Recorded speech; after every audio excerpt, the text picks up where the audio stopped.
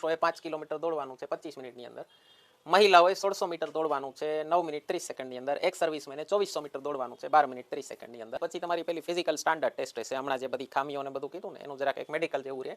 પછી તમારી written exam માટે તમે ક્વોલિફાય થશો. તો પીએસઆઈ માટે એને કીધું છે સેકન્ડ સ્ટેજને કીધું છે મેઇન એક્ઝામ.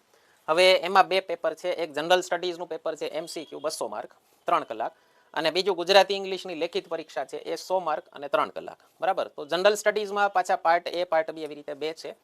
પાર્ટ એમાં આપણે ગયા વખતે જાનો સિલેબસ ચેન્જ થયો ત્યારે જોયું હતું, રીઝનિંગના 50 માર્ક અને મેથ્સના 50 માર્ક, 100 માર્ક ફક્ત આના છે 200 માંથી. એટલે મેથ્સ રીઝનિંગનો ભાગ ખૂબ મોટો થઈ ગયો છે. આપણો વૈદિક મેથ્સનો કોર્સ આવી ગયો છે, ગુજરાતીમાં પણ છે, ઇંગ્લિશમાં પણ છે, બેંક વાળો પણ કોર્સ આવી ગયો છે. એક વખત આપણા વૈદિક મેથ્સના ટ્રાયલ લેક્ચર્સ યુટ્યુબ ચેનલ પર પડ્યા છે, ન જોયા હોય ખાસ જોઈ લેજો મિત્રો.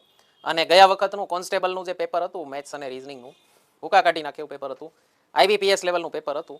આપણે વૈદિક ગણિતની શોર્ટકટ્સથી કેટલી ઝડપથી સોલ્વ કર્યું છે એક વખત જોજો મિત્રો. વૈદિક ગણિતની મેથ્સ ભણશું તમને કેટલો ફાયદો થશે તમને ખ્યાલ આવશે. આખો કોર્સ આપણો ઓનલાઈન આવી ચૂક્યો છે.